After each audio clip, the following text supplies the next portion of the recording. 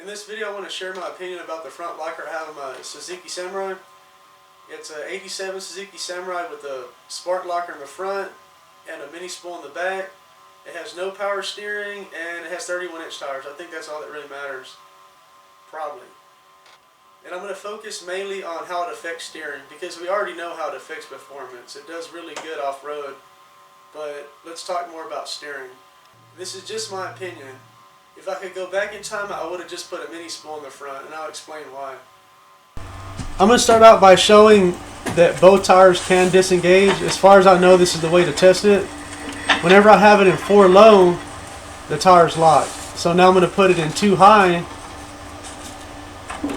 and then now the tires are unlocked. You can hear it clicking around, ratcheting around. Spins real easy.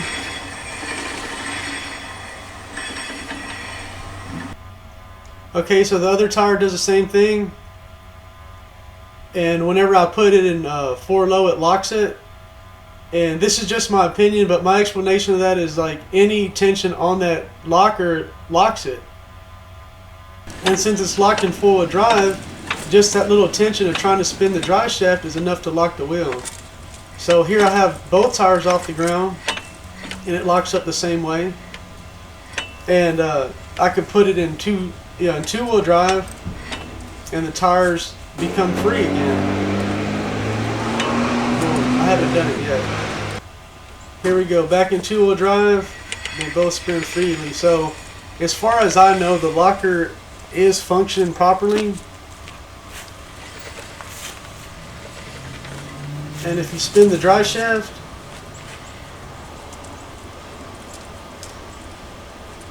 both tires spin. Okay, so let's move on to the steering part. Okay, so right off the bat, you can just feel more tension in the steering wheel than it used to have before. It may not look like it, but I'm putting quite a bit more effort. It's really hard to drive with one hand now that I have a front locker. Okay, and the part that really makes a difference is whenever you step on the gas. So right here, I'm going to take my hands off the gas and just kind of flip the throttle a little bit, and you can see it whip the wheel around. And it does it even more in reverse. See, there you go. It doesn't center reverse. It tends to want to go in one direction in reverse. And here I am. I'm going to turn it all the way to one direction, and you cannot hear it disengage or anything. I can do it in reverse. You don't hear it pop and disengage, and you always feel the tension on the steering wheel. So I'm just going to go back and forth in my yard, trying to make it disengage and showing how it pulls whenever you're just driving.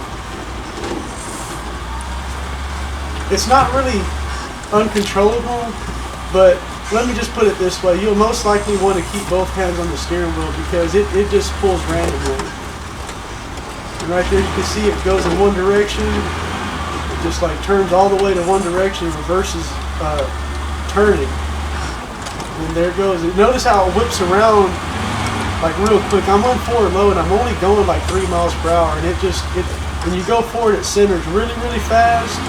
There's just more tension on it. The steering radius is actually smaller now, and it's actually kind of annoying.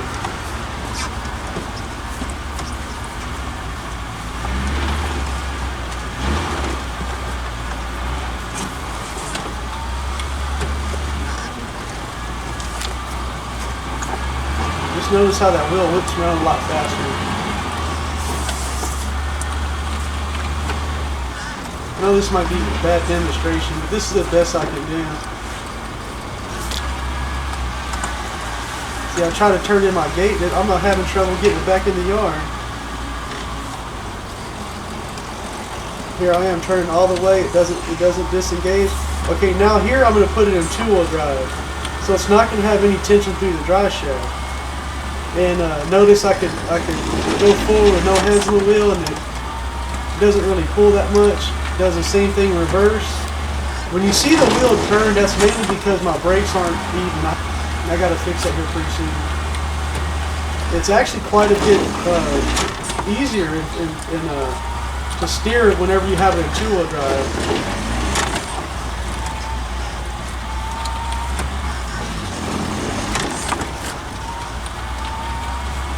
Alright, so you see how much easier, like I'm about to turn it almost all the way and just pull it back into my little area where I work on it at. And it's quite a bit easier. I actually wrote over little cinder blocks, so that's why it looks kind of rough. But I promise you, it steers way easier. Doesn't pull as much. Okay, so I'm going to get on to my explanation for this and some more opinions about lockers.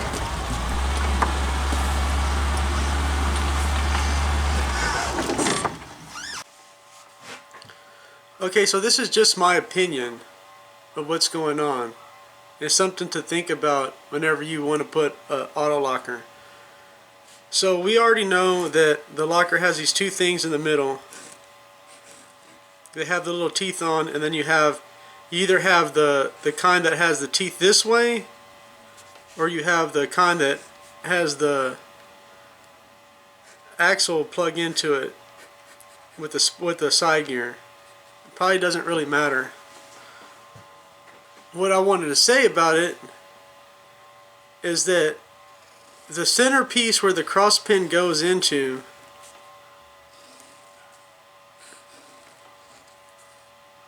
instead of it being shaped like a circle, which even if it was, it'd probably do the same thing, it has a different kind of shape. It's shaped more like this. Just my opinion, it's shaped more like this. Maybe that's not a good example, but it's longer, and the way that it's shaped, it looks like whenever the cross pin, the cross pin is what turns the whole thing, right? So you have the differential carrier out here in your ring gear, but ultimately the cross pins is what is turning your differential.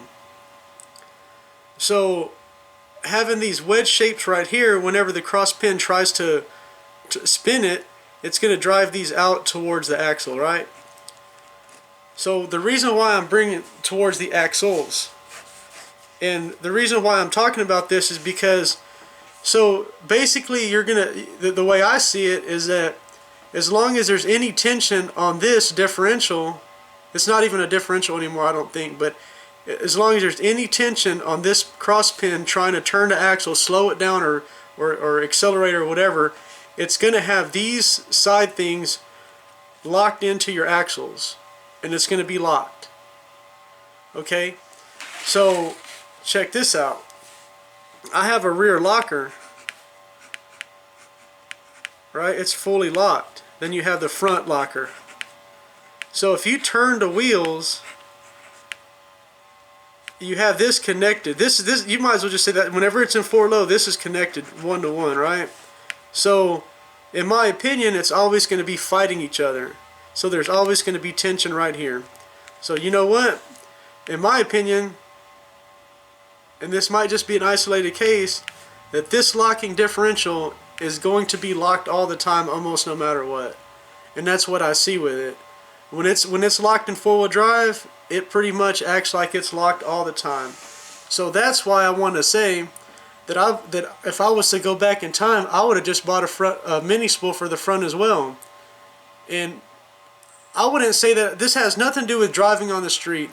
Mine is off-road only.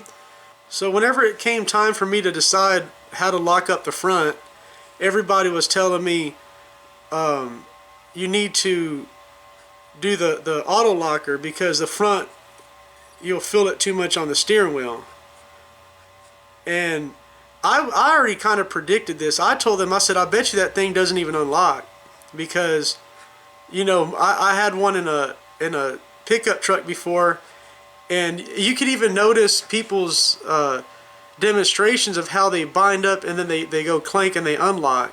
So pretty much you have to put it in a bind to unlock it. So what does it do all the way up into that point? It's going to drive like it's locked, and you're going to feel it on the steering wheel. And in the case, like in my case, it's locked all the time because I feel like when I'm off-road, it's always under some kind of tension, especially because the back wheels are probably trying to fight the front wheels a little bit. So that's just my opinion, and that's just my experience from it.